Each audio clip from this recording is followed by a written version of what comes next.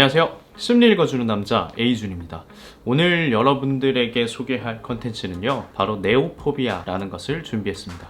이 네오포비아가 뭐냐면, 이 네오라는 말은 새로운이라는 뜻이고요, 이 포비아라는 말은 공포라는 뜻입니다. 그래서 새로운 것에 대한 공포, 이렇게 설명할 수 있고요. 이 네오포비아가 어떻게 사람들에게 일어나는지 지금부터 좀 설명을 해보도록 하겠습니다. 어린아이들 같은 경우에는요, 푸드 네오포비아라고 해서 음식에 대한 어떤 공포증을 일어날 수 있는데요, 시금치, 피망 이런 것들을 처음 접하는 아이들이 있습니다. 그런데 이제 반찬으로 이렇게 내려놓으면 부모님들이 이거 좋은 거야 먹어 라고 하지만, 아이들은 처음 접하는 음식이기 때문에 당연히 공포가 생길 수 있습니다. 이 처음 보는 음식이 맛깔스럽지 않게 생겼고, 그리고 처음 보는 음식에 대한 불안이 생기기 때문에 당연히 안 먹을 수밖에 없죠. 그런데 부모님 입장에서는 아이들 시선을 생각하지 않고 이거 맛있는데 왜 안 먹는 거지? 이런 식으로 이렇게 나무라시거나 억지로 먹이시는 경우가 있는데, 이것은 아이들의 심리적으로 굉장히 불안해하고 있는 현상이기 때문에 이 푸드 네오포비아가 있다면 이 공포증을 제거하는 형식으로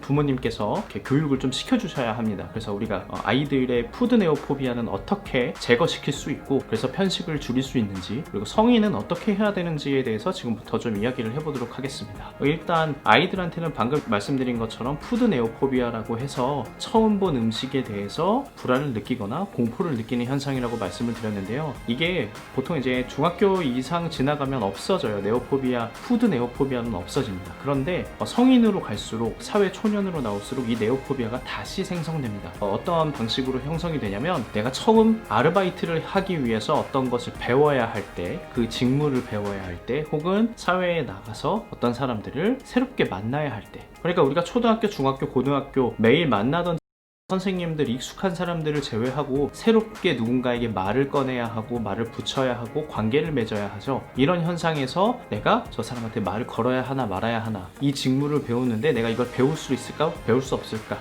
이러한 고민과 의문이 들기도 하면서 갑자기 불안해지는 현상을 네오포비아 현상이라고 합니다. 그래서 누군가는 여기에서 이것을 극복하고, 이 공포증을 극복해서 그 직무를 배워서 자신이 아르바이트를 할 수 있는 어떤 바운더리를 다시 생성하지만, 매번 아르바이트를 시작했는데 그 직무를 새롭게 배우는 것을 너무너무 힘들어해서 실제로 네오포비아 현상 때문에, 그 불안 때문에 아르바이트를 2, 3일에 한 번씩 그만두는 경우가 생깁니다. 그런데 그만두는 경우는 사장 때문에 그럴 수도 있고요, 직무가 실제로 너무 힘들어서 그럴 수도 있고요, 이 직종이 나랑 안 맞아서 그럴 수도 있고요, 다양하게 있지만 자신이 이 네오포비아 현상 때문에 내가 이 직무를 수행할 수 없는지, 이 아르바이트를 내가 못했는지를 좀 파악하시면 다양하게 그만두는 것 사이에 네오포비아를 확인하실 수 있습니다. 그래서 어떤 일을 시작할 때 과연 저걸 잘 할 수 있을까? 이런 고민이 들면서 불안이 엄습하고 실제로 공포가 생기는 것을 네오포비아 현상이라고 합니다. 사람들을 만날 때 이거 저 사람들을 만나서 정말 내가 잘 지낼 수 있을까?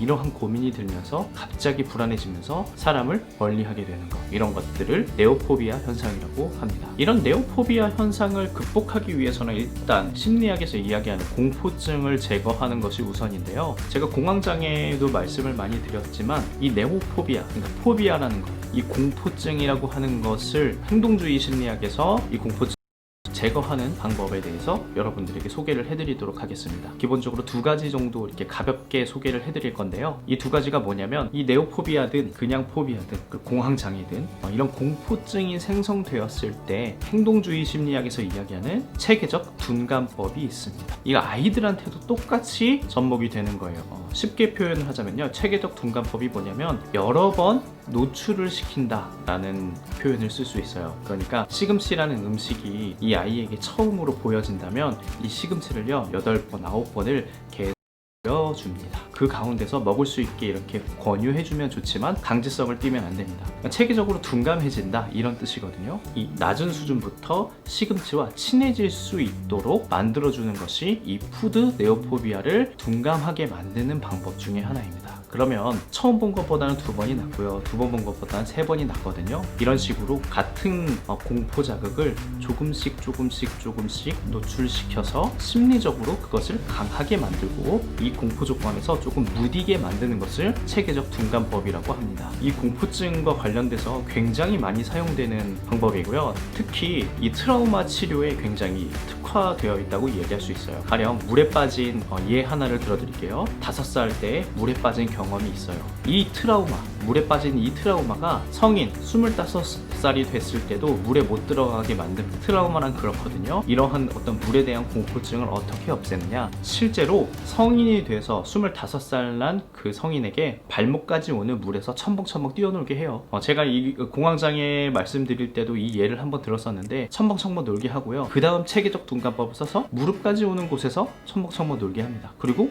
배꼽 있는 데까지 물에 들어가서 첨벙첨벙 놀게 합니다. 물론 중간중간에 어떠한 체계적으로 둔감될 수 있는 그런 물들을 계속 노출을 해주는 거죠. 그러면 어떻게 됩니까? 기본적으로 그 공포에서 조금은 해방될 수 있어요. 그리고 인지적인 시점을 바꿔주는 거. 뭐죠? 이 물이 나를 죽게 하지 않는구나. 배밖에 안 오네? 무릎밖에 안 오네? 계속 노출을 시키고 둔감시키다 보니 내가 심리적으로 그 트라우마에서 벗어날 수 있게 도와준다. 이러한 표현을 쓰는 것이 체계적 둔감법입니다. 다음으로는요, 홍수법인데요. 이 홍수법이 뭐냐면 한 번에 그 자극을 온통 다 홍수처럼 가지고 들어오는 것입니다. 그러니까 예를 들면 시금치를요 엄청나게 많이 깔아놓고요, 그것을 가지고 놀고 반죽도 해보고 자르기도 하고요, 그 노출을 시켜서 그거와 굉장히 친해질 수 있게 만드는 것이 홍수법인데, 어린아이들 같은 경우에는 반죽도 시키고 시금치 가지고 놀고 피망 가지고 놀고 색깔 칠해보고 이런 식으로 그 푸드 네오포비아를 조금 벗어날 수 있습니다. 성인 같은 경우에는요, 인간관계에서 네오포비아가 생겼다, 혹은 내가 어떤 일을 도전해야 되는데 이 네오포비아가 생겼다 라고 한다면요, 예를 들어 드릴게요. 내가 커피숍에 알바를 해야 되는데 머신을 다룰 줄 몰라요. 그러면 실제로 면접을 가거나 커피숍에서 알바를 해야 돼서 내가 새로운 것을 배워야 한다면 체계적으로 둔감시키는 방법은 뭐가 있습니까? 일단 커피숍에 가서 사람들이 하는 것을 조금씩 지켜보면서 어떻게 하는지를 익히는 것이 내가 네오포비아를 줄일 수 있는 방법 중에 하나예요. 그래서 어떤 일을 새롭게 시작하려고 한다면 그거와 관련된 정보를 내가 조금 공부를 해간다거나, 그거에 대한 신문 기사를 읽는다거나, 사람들을 만나야 한다면 주변에서 내가 사람들하고 커뮤니케이션 하는 방법들을 먼저 연구하고 조금씩 나를 노출시켜가는 방법으로 이 네오포비아를 우리가 없앨 수 있습니다. 이거 공포증이기 때문에 생각보다 불안을 없애는 게 쉽지 않거든요. 하지만 이 체계적 둔감화 방법과 이 홍수법을 통해서 여러분들이 네오포비아에서 벗어날 수 있습니다.